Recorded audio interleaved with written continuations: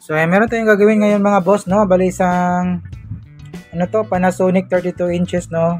Basic LED TV lang to. And then bigay ito sa ating kaibigan, no? And tingnan natin kung ano magagawa natin dito. Ito lang kanyang model. Ito yung kanyang model, oh. Panasonic TH-32F 300X. And then ito yung kanyang problema. Buksan na po natin siya. Ito yung kanyang problema, final issue po siya. Nagkaroon siya ng mga linya-linya sa my screen.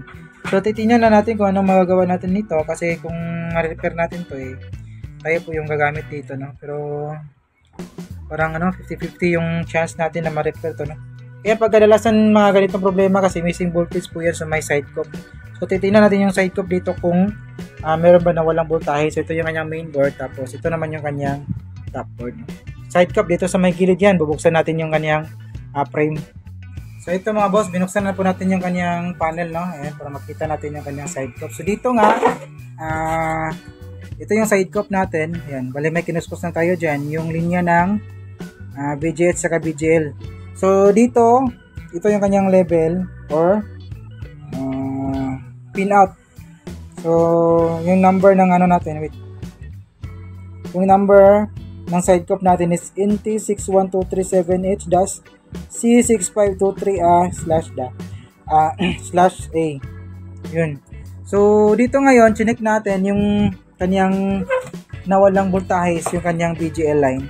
Ayan, dito sa may side cup natin, yung VGL line natin. So dito meron tayong binaypass na magnetic wire. Ayan, nakakonekta po yan sa may VGL. Kita niyo ba yung VGL?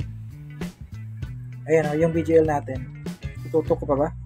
Ayan o, VGL line natin. So meron tayong magnetic wire. Itutusok lang natin dito sa kanyang linya ng VGL line din sa may side cup natin. So saglit lang. So tingnan mo yung tester dyan. Sa tester natin, meron tayong nasukat na 26 volts. Yan yung VGH line natin. So dito yung sukat naman natin dito sa kanyang VGL line. Tingnan nyo. Ano lang, 1 volt. So instead of negative 6 volts, naging 1 volt lang siya. Ibig sabihin niya, putol yung VGH line natin na papuntang side cup galing sa may T-con board, no? So ito yung bypass natin yung bypass natin na wire.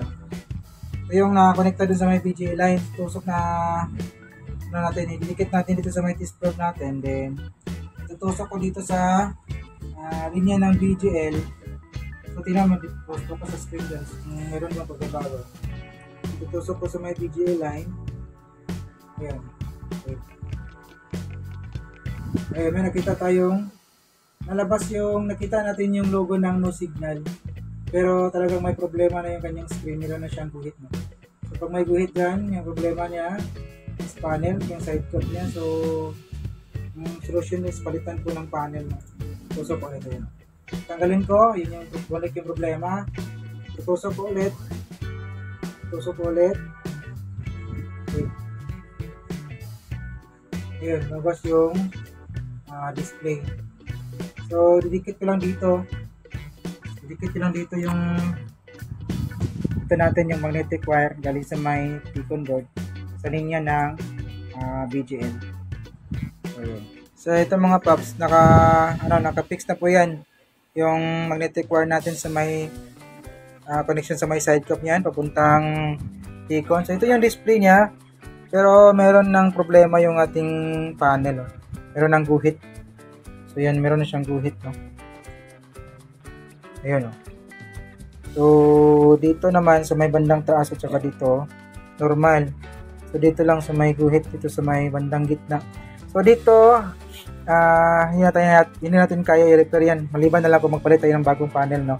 Pero kapag ganitong problema, pwede pa yung panooran or gawing video key, kasi dito naman yung mga lyrics, hindi makabother yung linya dito, no? Kung hindi ka masilan, pero kung masilan ka, bili ka na lang bago, no? So ayan, so pwede natin pagtsagaan to, kasi bigay na naman to ng kaibigan natin, no?